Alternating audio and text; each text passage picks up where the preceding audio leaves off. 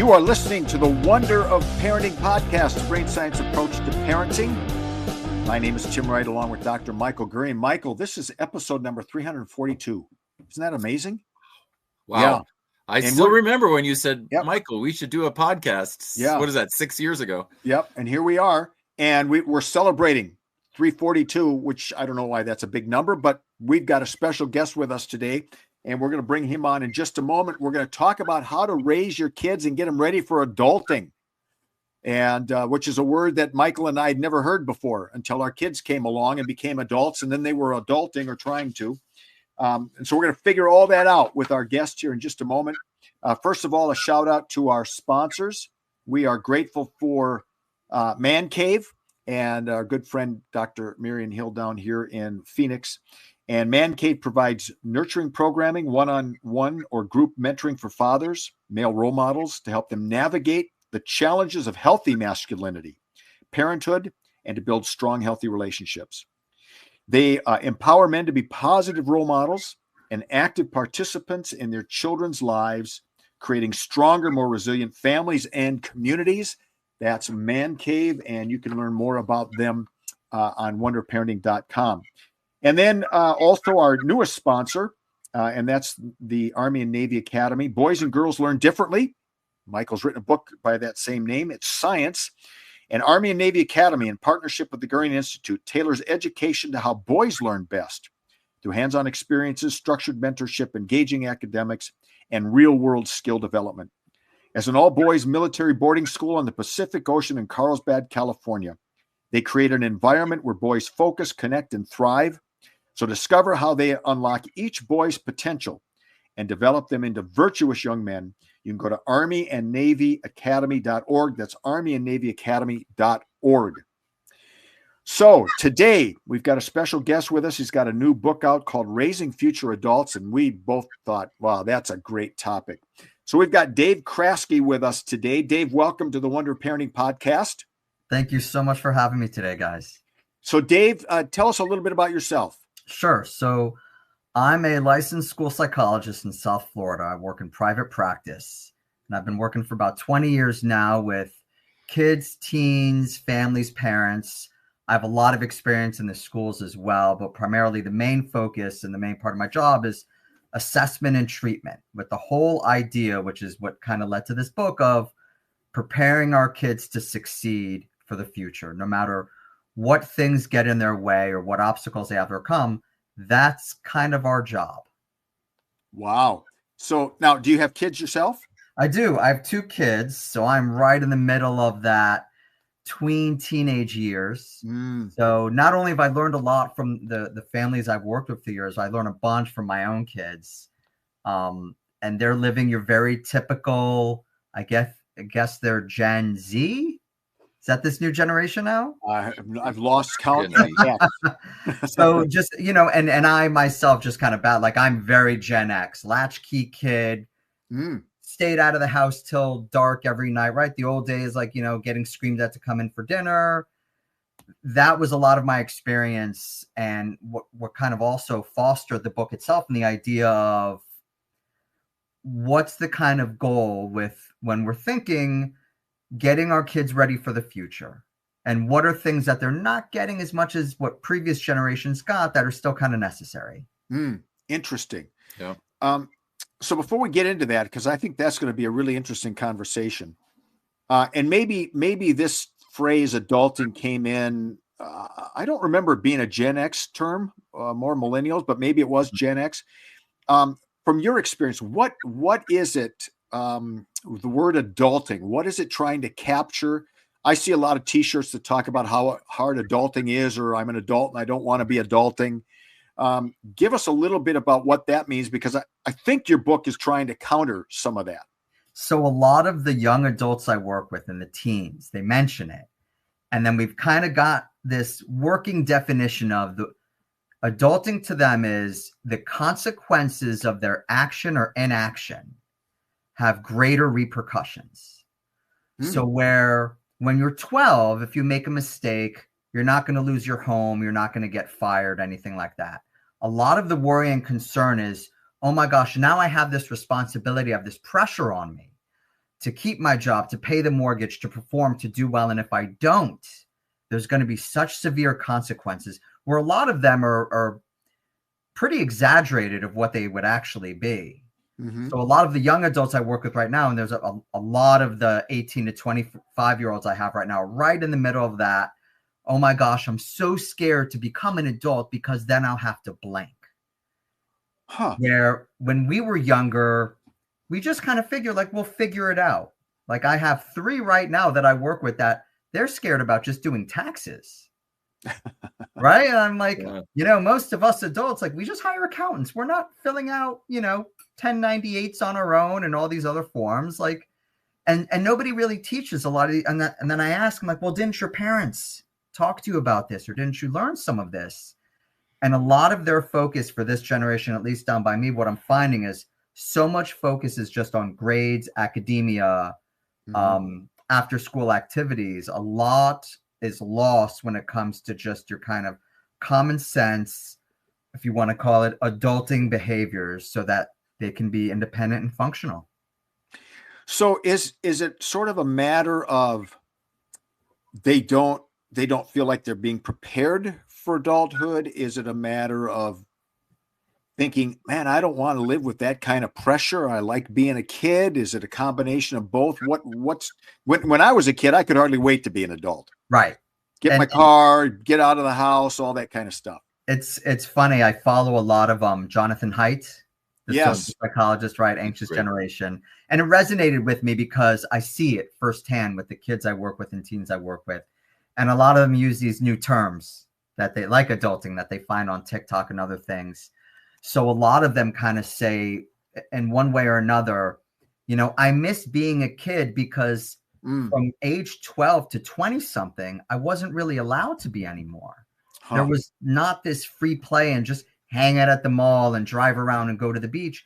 So many of these kids have so much pressure on when it comes to the scheduled activities, sports, after school activities and organizations, the grades, the tutoring, the SAT, and the standardized tests, that they almost feel like they missed out. And then there's a little bit of that regret. And like, now I have to work 40 years and that's going to be miserable. And they have this preconceived notion of, well, being an adult or adulting is going to be terrible. And then I love to ask, like, well, what does that like practically mean? Like, you wake up in the morning, you're my age. After, obviously, you have to run to the bathroom because like your bladder's not the same when like you're in your 40s versus your 20s. But what do you think the day is? Yeah. And they don't have a very concrete grasp on what it looks like and what they can do, that they focus so much on what they're going to miss out of or what they're forced to do. Yeah. I would just say once you hit your 60s, you're probably in the bathroom more during the night than you are during the day. I don't know why that is. Yeah.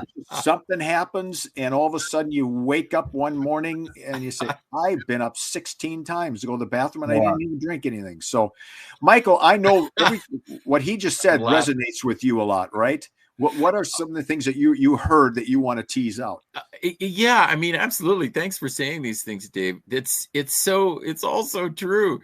At every level, even like kids not doing chores. Just minute things. The move or the wave that we've had the last 20 years or so, where the kids are like, they're not doing chores. We want them to have a childhood or whatever, and so we're doing everything. Well, but they should do chores. It's a way that they are modeling, right? What's it gonna be as an adult? Well, they're gonna have to, mow the lawn. Yep. They're gonna have to take out the garbage. I mean, whatever it is, the 1,000 things that we want them to be doing every day, we want them to be doing those because it prepares them for adulthood. And then your point about free play, switching gears, the free play thing is just so crucial. It's so crucial for brain development. And, Tim knows on this show, Dave, we argue, look, just have them in one, big social emotional activity, right. One academic, and one physical, like a sport. They don't have to be in 20. Right? Because part of what we're trying to do is get people to your point, get them to be allowed to have free play, be allowed to go do things that are independent, that are not planned. And again, right? that helps train them for adulthood. They're doing things independently. Not everything is prepared and structured for them. And they have to actually, in free play, develop their own rules, right?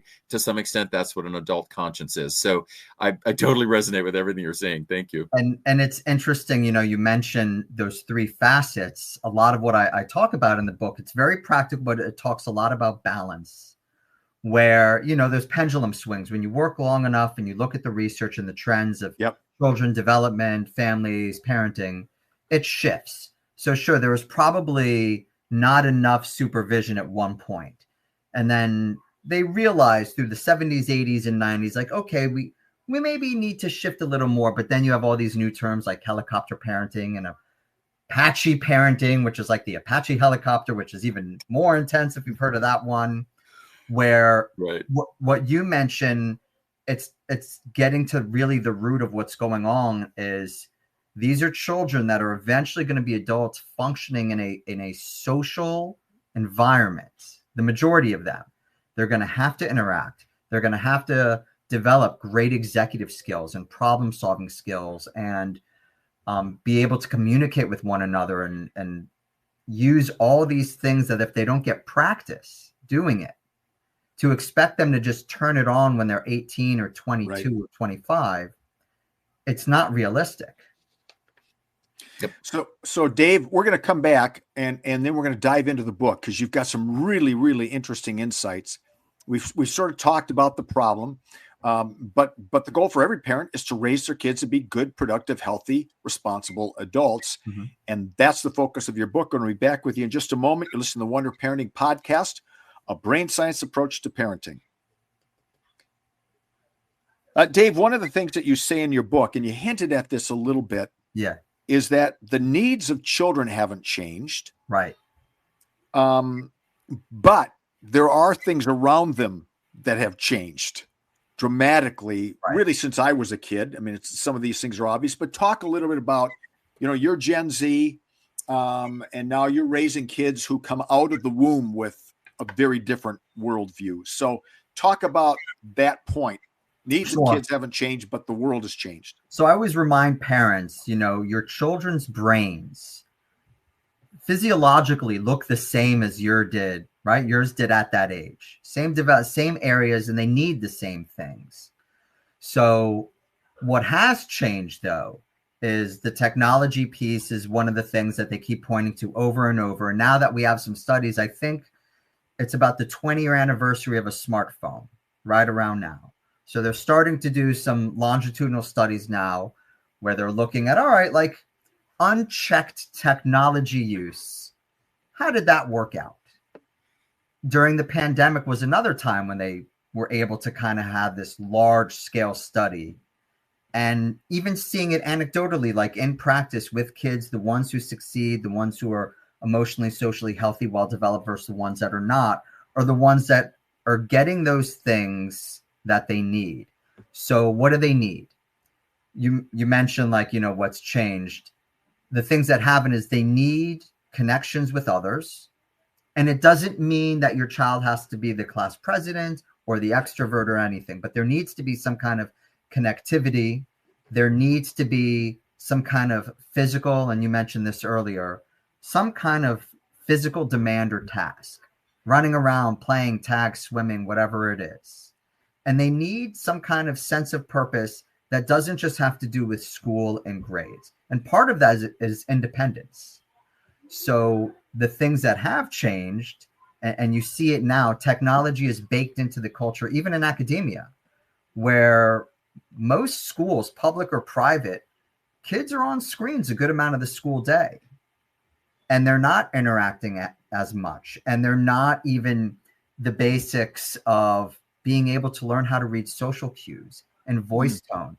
I joke with a lot of the parents. It seems like the last 5 years, I've been like a couples counselor for teenagers, where they come in and they're asking me, what does this mean? And they show me a text on their phone. And my first thing is like, I don't know. I can't hear their voice. I don't know if they're being sarcastic. I don't know if this is like, I don't know. Like, well, what should I do?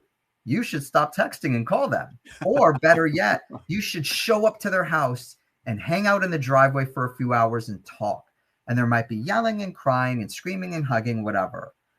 But those skills, like Dr. Michael was kind of saying, because they didn't get chances to practice those for years, and then when they're confronted with this scary endeavor of, oh my gosh, like there's a little discourse here, they don't know what to do.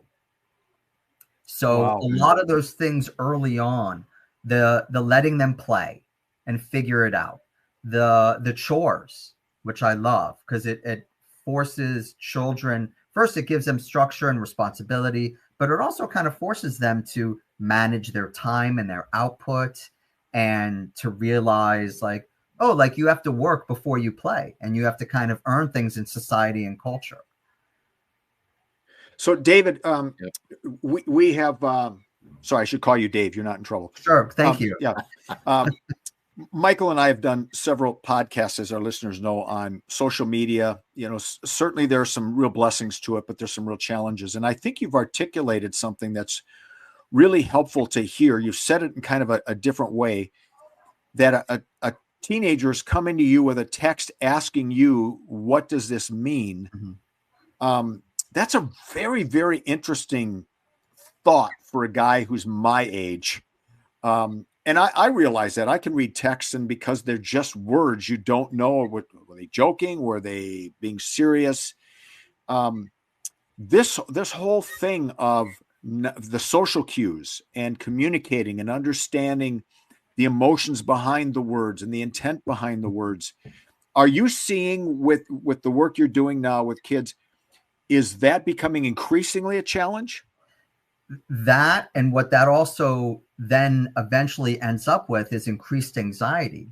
Yeah. Because now you have these kids, teenagers, that are confused, unsure. They're reading things, either over-interpreting or under-interpreting things, and it creates stress. And then what happens with stress, right? The emotional regulation system of your brain, things are firing that shouldn't be. It's hard to be rational and use critical thinking and traditional problem solving and communication. So then you get, you know, for lack of a better term, like this mess that they can't navigate. They don't know what to do. And then you have I kind of break it into two groups. You have your avoiders and your confronters.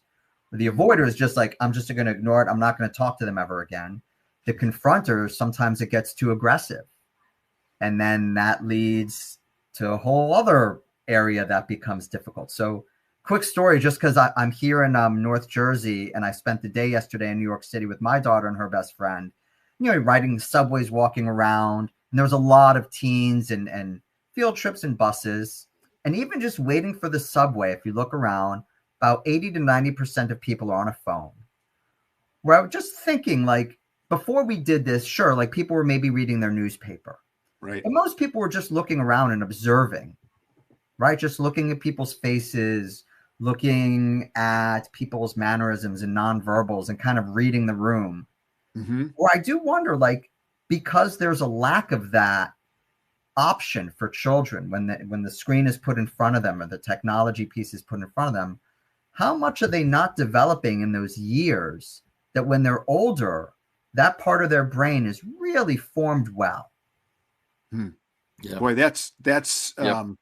I'm going to have Michael comment on that, but we live close to Disneyland, so we're like a 6-hour drive. It's amazing to me, the last few years I've gone, people walking through Disneyland with their faces in their phones. Mm-hmm. Now, part of that is because Disney has created the Disney World or Disneyland experience to be accessed through your phone. You can set your rides up and so on through your phone. You order your meals through your phones. But people are walking up and down Main Street, and they're just missing the joy of the experience because they're in their phones. Mm-hmm. And Michael, to Dave's point about, you know, what are we losing in the brain as our kids become adults? That was a really good insight for him. Yeah, beautiful. Well, let's go to our break, and then let me. Okay, you want to? Okay, let's do that. Yeah. That's good. All right. So you're listening to the Wonder Parenting Podcast, a brain science approach to parenting, and Michael needs this commercial break to come up with his answer. We'll be back with you in just a moment. All right, Michael, you've had a chance now to come up with your answer, so this better be good. And I still have nothing. No. Yeah.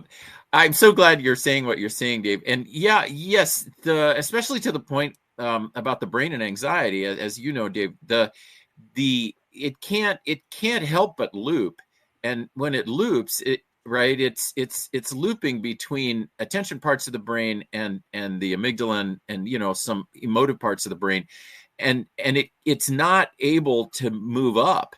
And then you said before about executive decision making. So that's what's happening as people are so overly connected, and they're doing it via text, and they're not going and meeting in the driveway, like you said, right? They're not talking. They're trying to do it via text, or they're constantly on TikTok or Instagram, or however it manifests. Or by the way, they're spending their 6-hour day on screens at school. Mm-hmm. All of that is the screen time that adds up to the brain that, as you said, started out the same way a brain started out, in infancy 1,000 years ago. It needs the same things. It started out the same way, but now it's being invaded, and it's being poisoned to some extent. And the way that's working is by creating these loops that can't move up to executive decision making. And at a certain point, it is logical that people are going to, as you said, avoid or aggress, right? And logical that a lot are going to avoid. And as they get more anxious, right? Mm-hmm. We call it social anxiety disorder. They're going to avoid more. Right. And so then that's a vicious cycle. And if they confront, it's often overreaction, right? Because they've misinterpreted. And then that relationship gets ruined. Let's say, and it would have been a good relationship to have in their lives, but it gets ruined. And so the screen world, for anyone listening, right? Yeah, we've done a lot of programs on it, supporting what Dave's saying, because that world it has invaded brain development, and I think people have to look at it that way. And you said something, Dave, early before the first break. You said the word practice, and you're so right. Childhood is actually practice for adulthood. Yep. Right. Childhood is actually practice for adulthood. And even free play. You are practicing things like problem solving and all these other things that are practice for adulthood. It would be great if people could see it that way again. And then I think they would maybe protect their kids from screens and all of this, because they would realize, well, if childhood is practice for adulthood, I actually don't want my kid's adulthood to be 12 hours on a screen.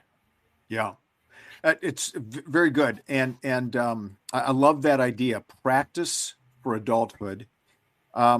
You have another, again, the book is called Raising Future Adults, Dave Kraske, Krasky. Dave, and it's available on all the book platforms. Mm-hmm. Another thing that I found interesting in your book was shifting the mindset of parents from directors to teachers. Yes. From directors to teachers. Now, I hear director, and I'm thinking of a casting, the director of a movie.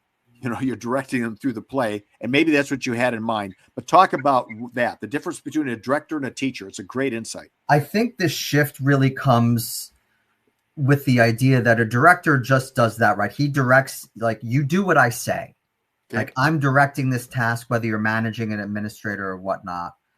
When you're teaching, it also, what makes it easier is then you're not expecting perfection. So like Michael was saying before, the term practice, when parents come in and their child's dysregulated and having meltdown, whatever, and the parent wants to rescue, or, oh, don't cry or make it okay. So, oh, no. Like, this is good. They're now getting to practice self-soothing or self-calming. Like, we're here to teach them. This is right. We're the teachers. That's our role. Whether it's teaching them how to ride a bike, but we can also teach them how to communicate what they need when necessary. We could teach them how to self-soothe and regulate their own emotions, because that's our job. It's not to make them feel better. It's to give them the tools that they could do it themselves, so that when they're on their own one day. And I always think of myself, like, when people ask what I do, like, technically I'm a preventionist, because the whole basis of this book, it's preventing. I don't want once I get a 25-year-old who's been in and out of rehab for 8 years, we're not preventing anymore. We're reacting. And now it's a little more difficult. We're dealing with all these other factors. But if you bring me the 5-year-old, if I get to work with the 10-year-old, the new parents, all of these skills can prevent so many things later in life that most parents don't think of. They don't think of like, oh, just giving him the iPad whenever he's upset, that, you know, what can that do in the future? Like, it's not going to lead to like anything catastrophic. You know, he'll be fine. Right. Where that's when I usually kind of, you know, pause them and gently kind of remind them like, well, if you really think of it that way, take away the screen and anything else unhealthy, which would be like, well, it's just a couple cigarettes a day. You know, he's Yeah. fine. He'll grow out of it. Yeah. Or, you know, a little bit of heroin, like whatever. And that they have the same reaction, like, oh, well, no, I wouldn't do that. I'm like, this is health. And by shifting yourself as the teacher too, when a lot of these parents, and the reason why I think the helicopter parenting has gotten so extreme, you know, part of it's the social media, the news, everything, you know, is scary, where I have to remind families all the time, like, actually, according to the data, it's a lot safer now than like 100 years ago. Right. So if you think of yourself as a teacher, you're not going to swoop in as much, because a teacher's perspective is it's the student's job to learn, not for me to do.